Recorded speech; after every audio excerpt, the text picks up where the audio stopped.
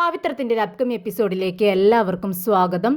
വിക്രം രാജേട്ടനോട് പറയുന്നുണ്ട്, രാജേട്ട, വേദയെയും മോളെയും ആക്രമിക്കാൻ ശ്രമിച്ചവരും അന്ന് കുറച്ച് പെൺകുട്ടികളെ തട്ടിക്കൊണ്ടുപോയില്ലേ, അവരും തമ്മിൽ എന്തെങ്കിലും ബന്ധമുണ്ടായിരിക്കുമോ?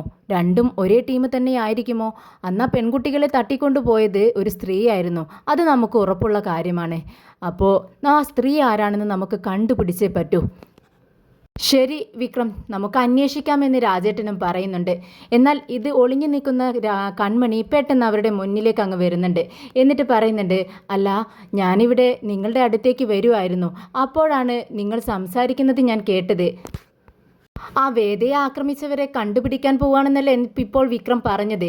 എന്തിനാ വിക്രം ഇതിനൊക്കെ നിൽക്കുന്നത്? ആ വേദയ്ക്ക് നിന്നെ ഒട്ടും ഇഷ്ടമല്ല, പിന്നെ എന്തിനാ അവരുടെ കാര്യത്തിൽ തലയിടാൻ പോകുന്നത്? ചിലപ്പോൾ ഇത് ആ കപിലൻ്റെയും വേദയുടെയും ഒരു പദ്ധതിയാണെങ്കിലോ നിന്നെ കൊടുക്കാൻ വേണ്ടി. അതുകൊണ്ട് നീ അത് അന്വേഷിക്കാനൊന്നും പോവണ്ട.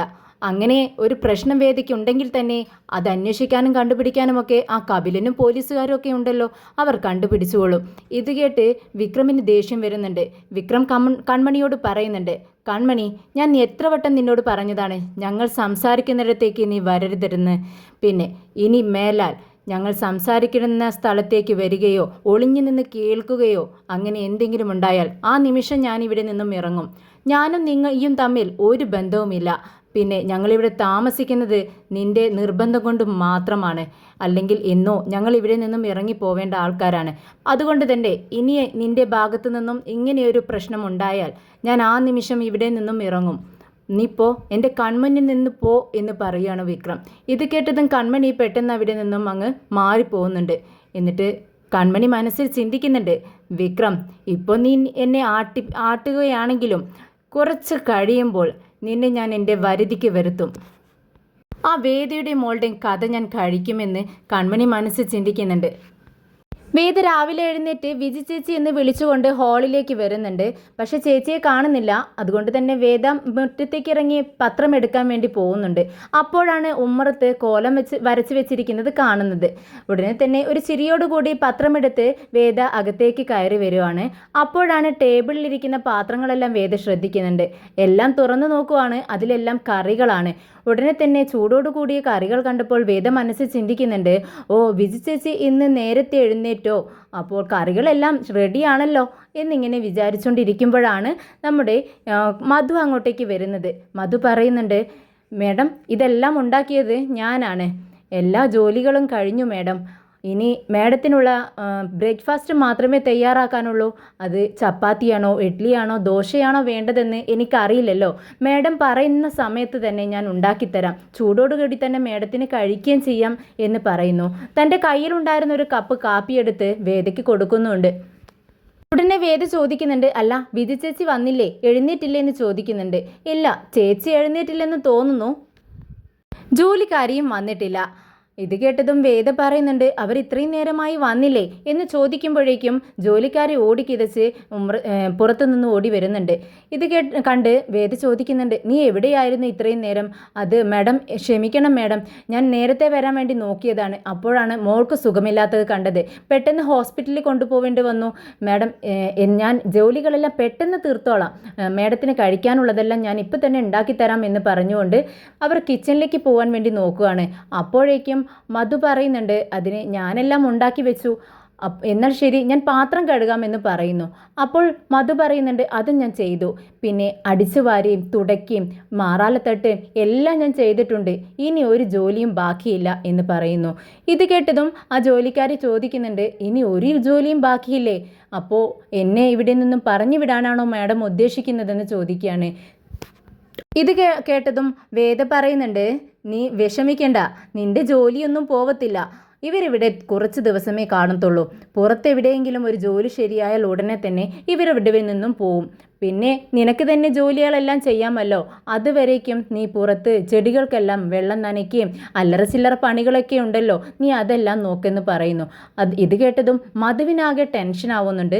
ഇനി തനിക്ക് പെട്ടെന്ന് തന്നെ ഇവിടെ നിന്നും പോവേണ്ടി വരുമോ, അതുപോലെ താൻ വിചാരിക്കുന്ന കാര്യങ്ങളെല്ലാം നടത്തിയെടുക്കാൻ പറ്റാതെ വരുമോ എന്നുള്ള ടെൻഷനാണ് മധുവിന്.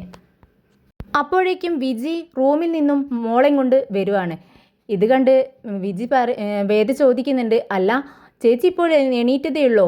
അല്ല അല്ല വേദ, ഞാൻ കുറച്ച് നേരത്തെ എഴുന്നേറ്റതാണ്. കിച്ചണിലേക്ക് ചെല്ലുന്ന സമയത്താണ് ഇവർ അവിടെ ജോലി ചെയ്യുന്നത് കണ്ടത്. അതുകൊണ്ട് ഞാൻ ഇങ്ങ് മോളുടെ അടുത്തേക്ക് വന്നു. മോളെ കുളിപ്പിച്ച് ഡ്രസ്സെല്ലാം അണിയിച്ച് വരുവാണ്. ഇത് കേട്ടതും വേദ പറയുന്നുണ്ട്, ശരി മോള് ഭക്ഷണം കഴിക്കുമെന്ന് പറയുന്നു. എന്നാൽ എനിക്ക് വേണ്ട ഇപ്പോൾ ഭക്ഷണം എന്ന് പറയുന്നുണ്ട് മോള്. ഉടനെ തന്നെ മധു പറയുന്നുണ്ട്, ഇല്ല മാഡം, ഞാൻ പാല് ചൂടാക്കി വെച്ചിട്ടുണ്ട്, മോൾക്ക് ഞാൻ പാല് തരാം, വാ എന്ന് പറഞ്ഞുകൊണ്ട് തൻ്റെ അടുത്തേക്ക് സുഡറിനെ വിളിക്കുകയാണ് മധു. എന്നാൽ മധുവിനെ കണ്ടതും സുഡറിന് ഒട്ടും ഇഷ്ടപ്പെടുന്നില്ല. സുഡറിൻ്റെ ദേഷ്യം വരികയാണ്. ഉടനെ തന്നെ സുഡർ പറയുന്നുണ്ട്, ഏയ് എനിക്ക് വേണ്ട, എനിക്കെൻ്റെ വിജയമ്മ തന്നാൽ മതി. വിജയമ്മേ, പാലെടുത്ത് റൂമിലേക്ക് വാ, അവിടെ ഇരുന്ന് നമുക്ക് കുടിക്കാമെന്ന് പറയുന്നു. മോളുടെ ഈ ദേഷ്യം കണ്ട് പെട്ടെന്ന് വിജി പറയുന്നുണ്ട്, എന്താ മോളെ, നിന്റെ ദേഷ്യം ഇപ്പോഴും മാറിയില്ലേ? ശരി, എന്നാൽ വിജയമ്മ തന്നെ നിനക്ക് തരാമെന്ന് പറഞ്ഞുകൊണ്ട് പാലെടുത്ത് വിജി മോളെയും കൊണ്ട് റൂമിലേക്ക് പോകുന്നുണ്ട്.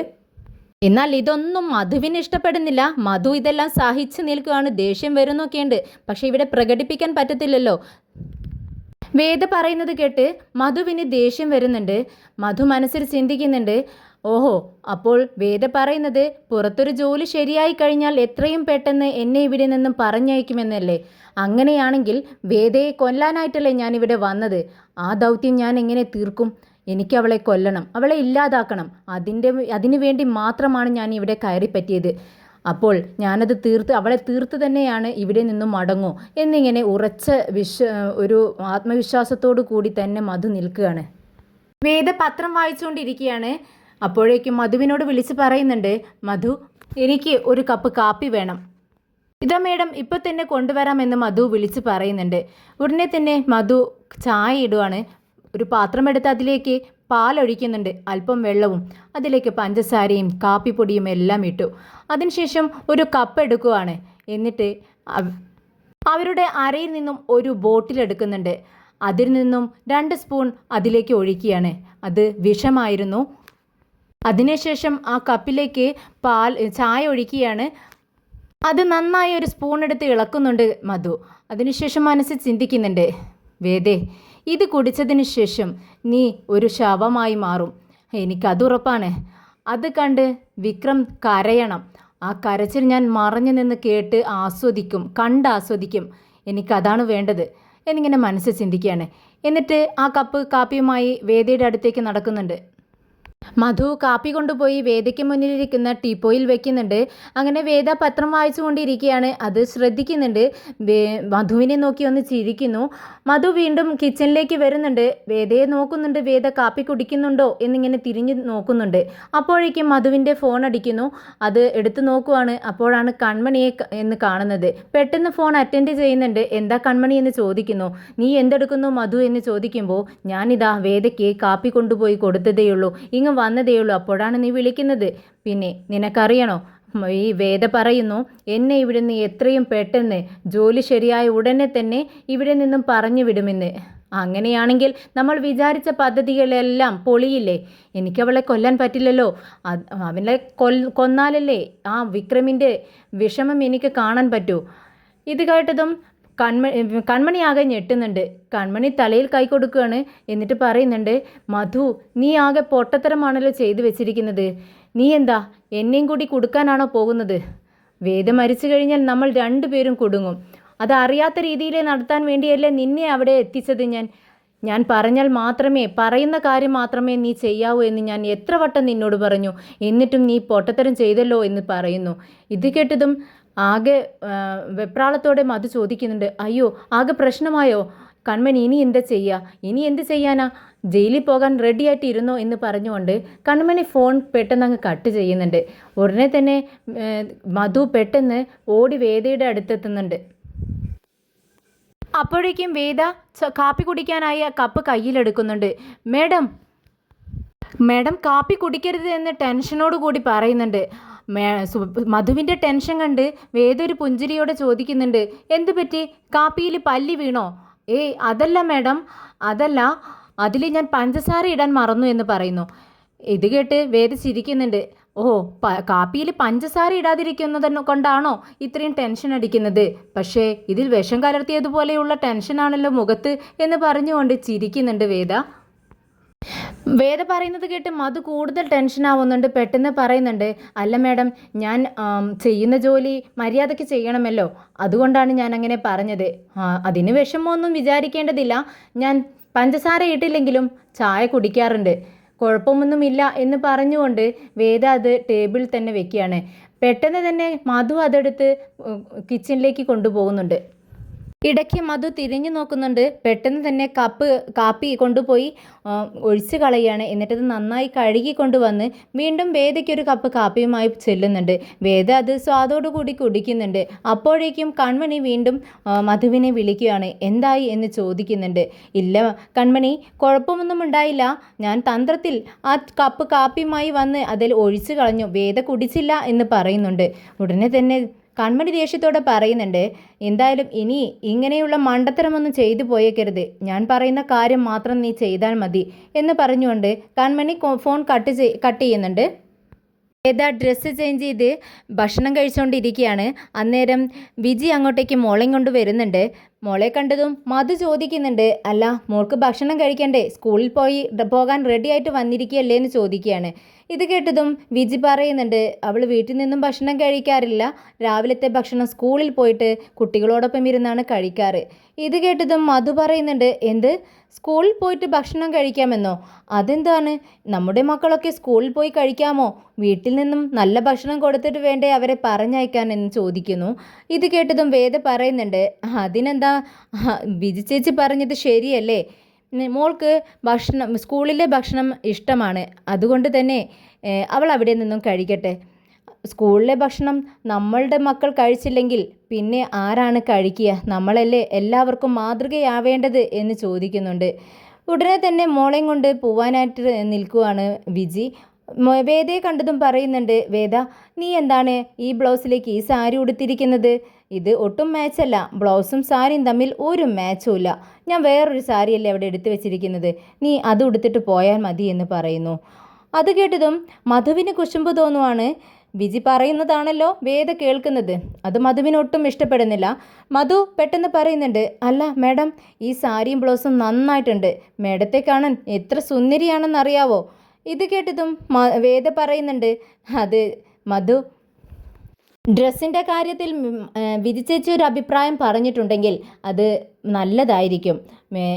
വിജി ചേച്ചി പറയുന്നത് തന്നെ ശരിയായിരിക്കും. ഇത്രയും നാളും എൻ്റെ അനുഭവത്തിൽ നിന്ന് ഞാനതാണ് മനസ്സിലാക്കിയിട്ടുള്ളത്. അതുകൊണ്ട് ചേച്ചി പറയുന്നത് പോലെ തന്നെ ഞാൻ ഈ ഡ്രസ്സ് മാറ്റിയേക്കാം. എന്തായാലും ചേച്ചി പെട്ടെന്ന് മോളെയും കൊണ്ട് പോവാൻ നോക്കുമെന്ന് പറയുന്നു. അങ്ങനെ ചിരിയോടുകൂടി വിജി മോളെയും കൊണ്ട് പുറത്തേക്ക് ഇറങ്ങുന്നുണ്ട്.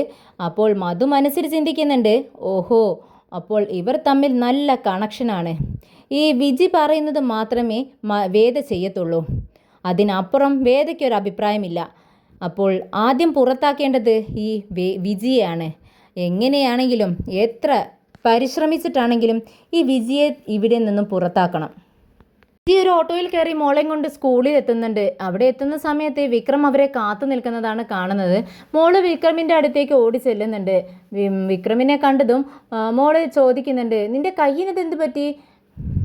അതൊക്കെ പറയാം, നിനക്ക് കുഴപ്പമൊന്നുമില്ലല്ലോ, സുഖമായിട്ടിരിക്കുന്നോ, വല്ല മുറിവുമായോ എന്ന് ചോദിക്കുകയാണ് വിക്രം. അത് കേട്ടതും സുഡർ പറയുന്നുണ്ട്, എനിക്കൊരു കുഴപ്പവുമില്ല, മുറിവോ ഒന്നും ആയിട്ടില്ല സിംബ, എനിക്ക് ഒരു പ്രശ്നവുമില്ല എന്ന് പറയുകയാണ്. വിജി വിക്രമിനോട് ചോദിക്കുന്നുണ്ട്, എന്ത് പറ്റി വിക്രം, നീ അന്ന് മോളെ റോട്ടിലിട്ട് തനിയെ നിർത്തിയിട്ടാണോ പോയത്? നീ എങ്ങോട്ടേക്കാണ് പോയത്? എന്താ മോളെ ഇങ്ങനെയൊക്കെ തനിയെ വിടാൻ പാടുണ്ടോ? നിന്നെ വിശ്വസിച്ചല്ലേ മോളെ നിന്നോടൊപ്പം ഞാൻ അയച്ചതെന്ന് ചോദിക്കുന്നുണ്ട്. ഇത് കേട്ടതും വിക്രം പറയുന്നുണ്ട്, മോളെ ഞാൻ തനിച്ചാക്കിയല്ല ചേച്ചി പോയത്, ഡ്രൈവറോടൊപ്പം നിർത്തിയിട്ടാണ് പോയത്. മോൾക്കൊരു ഐസ്ക്രീം വേണമെന്ന് പറഞ്ഞു, അത് വാങ്ങിക്കാൻ വേണ്ടിയാണ് ഞാൻ പോയത്.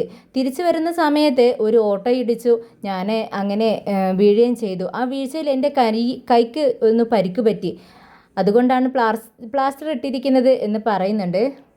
ഇത് കേട്ട് വിജി ആകെ ടെൻഷൻ ആവുന്നുണ്ട്. വിക്രം ചോദിക്കുന്നുണ്ട്, എന്നാലും മോളെ ആക്രമിക്കാൻ മാത്രം ആർക്കാണ് ഇത്ര വലിയ ദേഷ്യം?